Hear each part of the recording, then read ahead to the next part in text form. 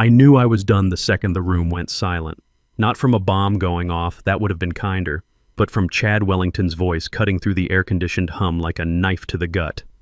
"You're not management material, Bob," he said, right in the middle of my quarterly systems presentation, loud enough for everyone to hear, cruel enough to leave a mark.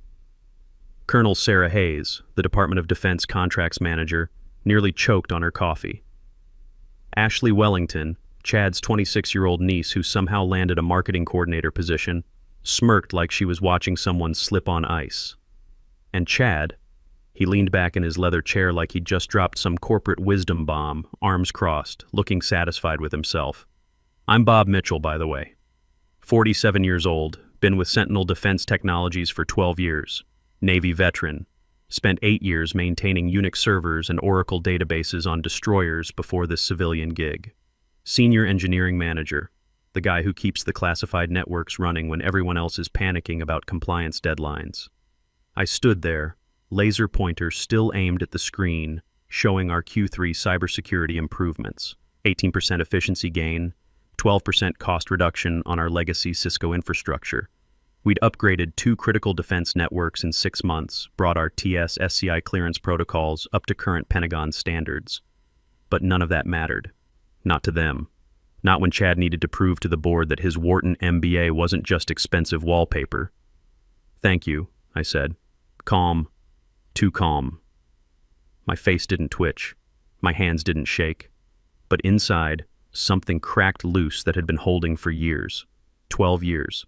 3 different CEOs, 4 major reorganizations, and I'd been the one they called when the authentication servers crashed at 2 a.m., when classified systems needed security patches, when the new hires couldn't tell a firewall from a screen door. I'd trained Chad's predecessor. Hell, I'd trained his predecessor's predecessor. Built the network architecture that kept us compliant with DoD regulations while everyone else was still figuring out what encryption meant. But apparently, I wasn't management material because I didn't sound like a TED Talk, didn't wave spreadsheets around like magic tricks, didn't call attention to myself while quietly making sure our $9 million defense contract stayed secure and compliant. Chad moved on like nothing happened. "So anyway," he continued, clicking back to his flashy outsourcing proposal, "we'll streamline overhead by transitioning Bob's legacy systems team into an AI-driven automation strategy. I'll spearhead that initiative with Ashley here." Ashley, who once asked if our internal security protocols were like Instagram, but for documents. The same Ashley who needed help setting up her email encryption because she thought passwords were too complicated for daily use. I shut off the projector quietly, no fuss, gathered my notes, nodded to Colonel Hayes, who was looking at Chad like he'd just suggested using Twitter for classified communications, and walked out before they could remember I existed. Nobody stopped me. Nobody called out. Because the backbone never squeaks until it snaps. In the hallway, I could feel my legs moving, but everything above my neck was fog. The kind you get when you realize you've been swallowing glass for years, thinking it was loyalty. All I could hear was that phrase bouncing around my skull like a pinball. "You're not management material." I walked past the engineering pod where my team sat hunched over workstations, debugging Oracle queries that kept our defense databases running. Past the server room where the Cisco routers I'd configured hummed quietly, handling classified traffic for 3 different military branches. Past the break room where someone had spilled coffee grounds everywhere and left them like confetti from a party nobody wanted to attend. My team looked up as I passed. These guys knew. Jenkins, who I'd taught how to set up VPN tunnels for remote Pentagon access. Rodriguez, who I'd mentored through his security clearance process. Taylor, fresh out of the Navy with communications training I'd helped translate into civilian network management. They could see something had shifted, but nobody said anything. In the military, you learn to read the room. Back at my desk, I sat down slowly and pulled open my top drawer. There, folded neat as a flag, was my original employment contract. Hadn't looked at it in years. Page 4, Section 12. Employee is not obligated to respond to communications outside posted business hours unless explicitly required for critical system failures or contractual emergencies. A strange calm settled in my chest, like the quiet that comes after you finally shut off a machine that's been grinding for too long. I reached over and closed my laptop. It was 5:58 p.m. For the first time in 12 years, I didn't feel guilty about it. At exactly 6:00 p.m., I closed my laptop like I was sealing a coffin. Smooth, quiet, no dramatic sighs, no good night team in Slack, just silence. Nobody noticed at first. I didn't restart the authentication servers that had been hiccuping all week. The same servers Chad had wanted to modernize by outsourcing to some cloud service that couldn't handle DoD security requirements. Didn't forward the urgent compliance email from the Pentagon that Chad had asked me to just handle real quick, a 47-page technical review that would take hours to properly address. I just stopped. It felt wrong at first, like leaving the house without pants, but the deeper I leaned into that stillness, the more right it felt. Like the first time you stop apologizing for someone else's mess and let the pieces fall where they want. I grabbed my jacket, slipped my badge into my pocket, and turned off my monitor. The office was still humming. Someone arguing with IT support near the printer about network access. Ashley too. Cubicle's over, probably trying to figure out why her marketing analytics dashboard couldn't connect to our classified networks. Something about firewall permissions she'd never understand. Chad wouldn't notice I was gone until something broke. And in a place like this, running on systems I'd built and maintained for over a decade, something always broke. At the elevator, I paused and pulled out my phone, opened the camera, took a picture of that contract clause I'd highlighted earlier, saved it to a folder labeled insurance, just in case Chad started sniffing around with that tone managers get when they realized the thing they killed was the thing keeping them alive. In the parking garage, my F-150 was one of the last vehicles left. I got in, turned the key, and sat in the dark for a minute with the engine purring. Didn't curse, didn't punch the steering wheel, didn't even feel particularly angry. What I felt was surgical, clean, like cutting off something that had gone bad. Back home, I cracked open a Coors, the good stuff I usually saved for Sundays after working weekends. Set my phone on the kitchen counter and turned on Do Not Disturb. Set the hours from 6:01 p.m. to 7:59 a.m. Added one exception, my ex-wife Sarah, in case our daughter Emma needed something. That was it. Everyone else could figure out their own problems. I'd spent 12 years being the safety net, the midnight fixer, the guy who made other people look good. From tonight forward, they could try duct tape and prayer. Saturday morning, I slept in, made pancakes, fixed the leaky faucet I'd been putting off for months. Around 10:30 a.m., I saw the first missed call. Chad. Then text messages I couldn't read because I'd deleted Slack from my personal phone. 3 voicemails flagged urgent. I didn't listen to them. Instead, I sat down with a legal pad and made a list. Title, Things I Don't Do After 6 p.m. Anymore. Fix Chad's technical presentations. Debug Cisco router configurations during quick emergencies. Explain basic network security to Ashley. Answer emails that start with quick question about Oracle database permissions. Monitor server alerts that should have been automated years ago. Rewrite documentation that Chad claims is too technical for stakeholders. I felt lighter when I finished writing, like someone had removed a 50-pound tactical vest and said, "There, that's yours now." Sunday came and went without incident. By Monday morning, the silence I'd left behind would start speaking louder than anything I could have said. Tuesday morning started normal enough on the surface. Same burnt coffee from the break room. Same awkward small talk by the elevators. Ashley stumbling in with her oat milk latte and permanent confusion about why her computer kept asking for authentication credentials. Chad strutting past with his Bluetooth earpiece and the confidence of someone who'd watched too many leadership seminars on YouTube. But underneath, the ground was already shaking. The first crack came at 8:47 a.m. during the operations sync call. No agenda, no updated metrics, no call link that actually worked, just a bunch of blinking cursors in last week's shared document and a calendar invite labeled recurring do not delete that nobody had touched since I'd quietly set it up 3 years ago. Chad pinged me on Slack. "Bob, can you send today's security briefing slides?" No response. He tagged me again. Nothing. By 9:20, Ashley had wandered over to my cubicle, doing that nervous smile thing people do when they want you to fix something without admitting they broke it. "Hey, random question," she said, like this was Starbucks and not a defense contractor teetering on the edge. "Where do we keep the client authorization forms for new contracts? I think I have everything for the Air Force project except one piece." I looked up from my screen. I was reading industry news about cybersecurity trends, something actually interesting, and kept my voice calm as morning coffee. Final authorizations are locked until security clearances update. Oh. Okay, cool. Ashley nodded, brain clearly buffering like a dial-up modem. So, where do I update those? You don't, I said without any heat. Just fact. Delivered, flat as the weather.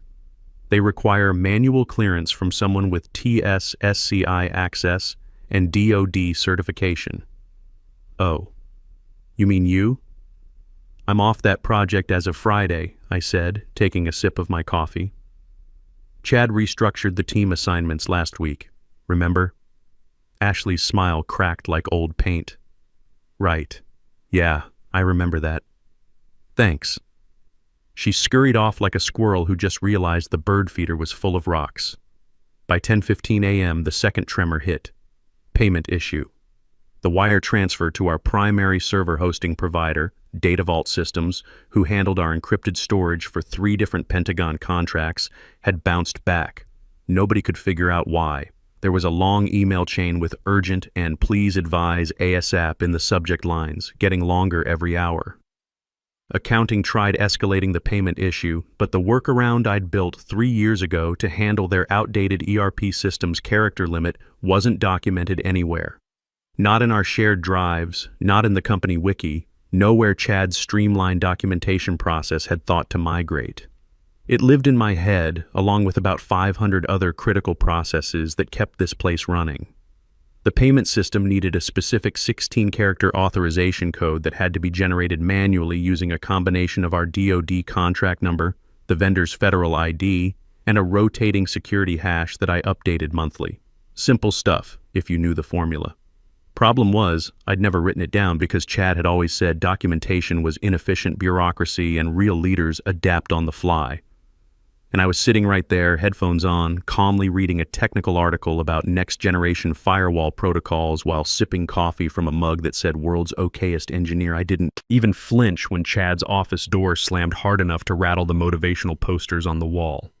He stormed across the office, jaw clenched, phone in his hand, showing about 20 unread Slack notifications. Ping, ping, ping, @Bob, please confirm receipt of payment authorization. @Bob, need your input on the hosting issue ASAP. @Bob, Data Vault is threatening service suspension. @Bob, can you please respond? I didn't. My status showed active and I was typing something, but it wasn't for him. I was updating my LinkedIn profile, actually, adding some recent certifications I'd earned on my own time that Chad never bothered to acknowledge.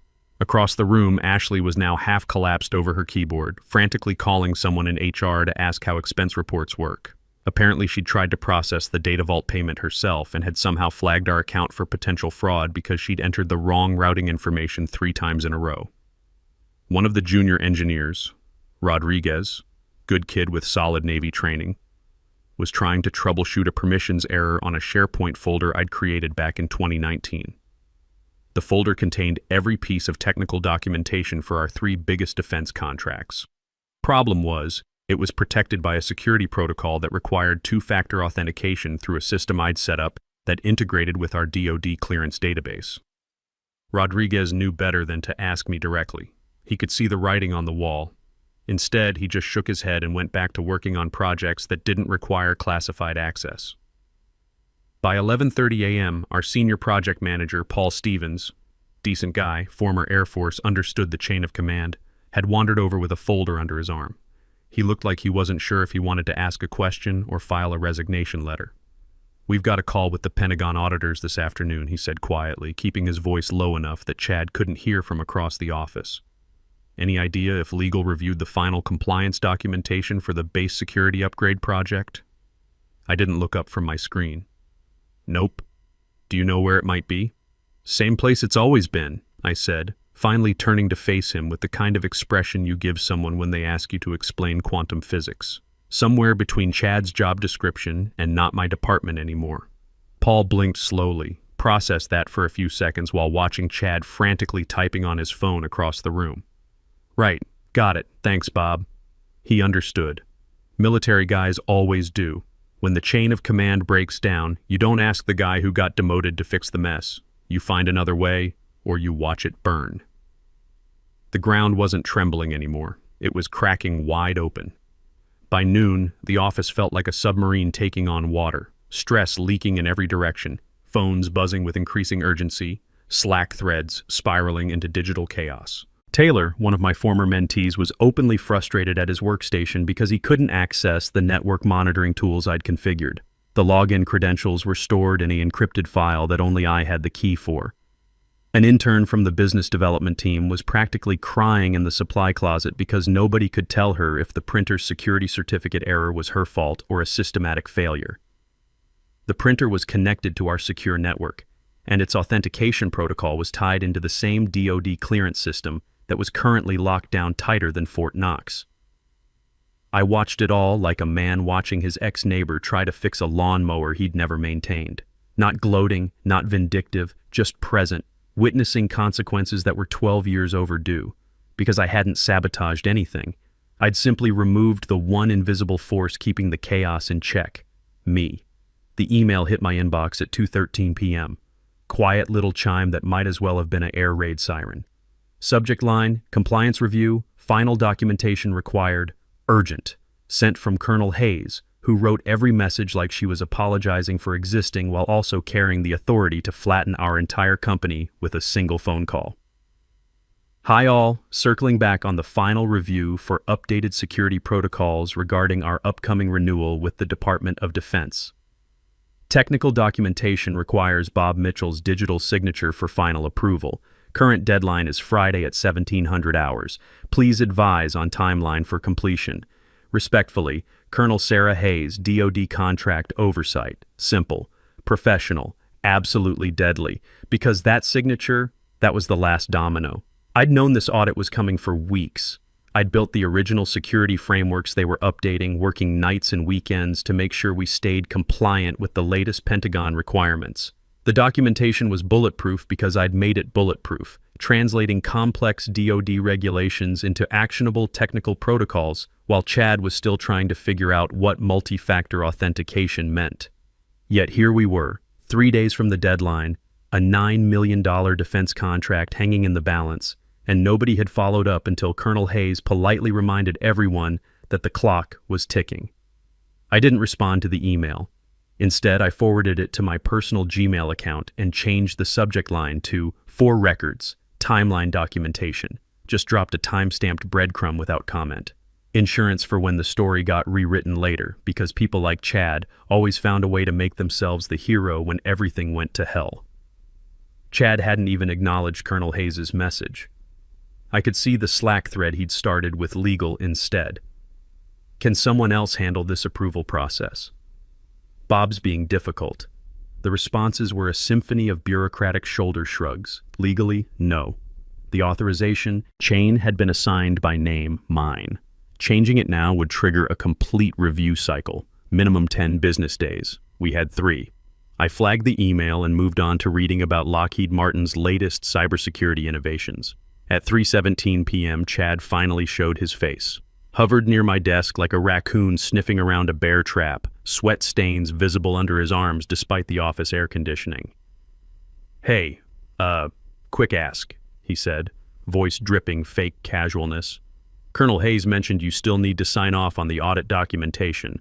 Just wondering if you had a chance to review it. Pretty standard stuff. Should only take a few minutes. I looked up slowly, like I was processing a simple request from someone I barely knew. I'm off that workflow.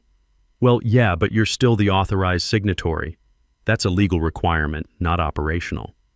Correct. He blinked twice. Okay, but if you could just give it a quick once-over, just this one time, that would really help the team. I held up my hand. Not rude, just final. My work hours end at 6 o'clock. You'll get what you get before then. Chad looked like he wanted to say something else but thought better of it. He backed away slowly, clutching his phone like it might start bleeding. I didn't watch him leave. Instead, I opened my calendar and blocked off tomorrow morning with a fake dentist appointment. Titled it Oral Health, Personal Time. Was it petty? Maybe. Was it practical? Absolutely. By 4:45 p.m., Colonel Hayes had sent another message, this time just to me. Bob, understand there are organizational changes happening. Just need confirmation on timeline for final security approval. Military appreciates clarity on deadlines. Respectfully, Colonel Hayes. I typed back one sentence. Documentation has been reviewed and noted. Timeline pending operational requirements resolution. Didn't say when I'd sign it, didn't promise anything. Just acknowledged that I had control of the situation, which I did. Wednesday night at 10:47 p.m., Chad sent an all-caps text message, a voicemail, and for good measure, an email that sounded like a man drowning in his own incompetence. Where are we on this? Urgent. Need your signature or we're dead with the Pentagon. Call me back now. 3 suburbs over, I didn't stir. My phone sat face down on the nightstand, dark and silent. The blue glow of unread notifications stayed trapped behind Do Not Disturb like wasps buzzing against glass. I was already deep in the kind of sleep I hadn't had in years. Real rest. The kind that comes when your brain finally realizes it doesn't need to prepare for battle every morning. On my nightstand sat an envelope, not white, not corporate. This one was cream-colored with embossed letterhead. Inside, an offer letter from Lockheed Martin, Senior Systems Architect, Cybersecurity Division. No assistant or coordinator tacked on like training wheels. The salary was 40% higher than what Sentinel paid me. The respect came built in. The recruiter had called me 2 weeks ago. Jim Crawford, former Navy commander who now worked Pentagon contracts. We've been watching Sentinel circle the drain, he'd said during our first conversation.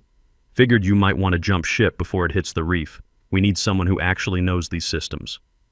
I'd scheduled the interview during a medical appointment, aced it in 45 minutes talking about network security with people who actually understood what I was saying, and got the offer 3 days later. Thursday, at exactly 2:30 p.m., calendar alerts popped up company-wide. Subject, all hands. 3:00 p.m. Conference room A, mandatory. No context, no agenda. Just red letters and a time slot dropped onto everyone's calendar like a last-minute court summons. I strolled in at 2:58, coffee in hand. Expression unreadable. Took my usual seat near the back. The room gradually filled with confused faces and the kind of nervous energy you get when nobody knows who's getting fired. Chad arrived at 2:59, looking like he'd been awake for 72 hours straight. His usual confidence had been replaced by something that looked like barely controlled panic. The founder, William Hartwell, entered last. Gray suit, no tie. The expression of a man who'd just discovered his house was built on quicksand. "Thank you for joining on short notice," he began, voice rough like he'd been yelling in private meetings. "We have a situation." He pulled out actual paper.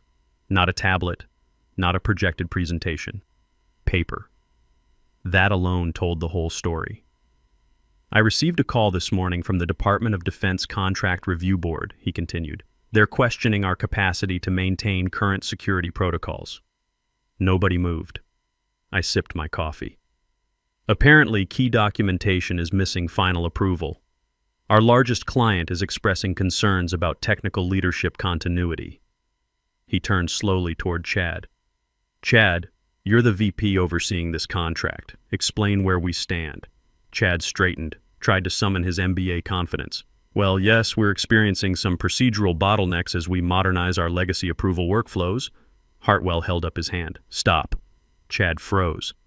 "Modernize workflows? Is that what we're calling the fact that a $9 million contract is 48 hours from cancellation because nobody can find the right signature?" The room went library quiet.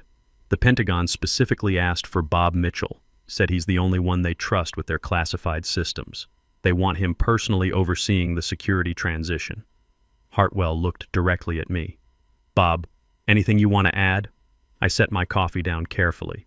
"I'm no longer assigned to Defense Department contracts. As of last Thursday." Silence fell like a curtain. "And as of this morning," I continued, standing up slowly, "I've accepted a position with Lockheed Martin. I start Monday. 6 of my engineers are coming with me." Chad's face went white as paper.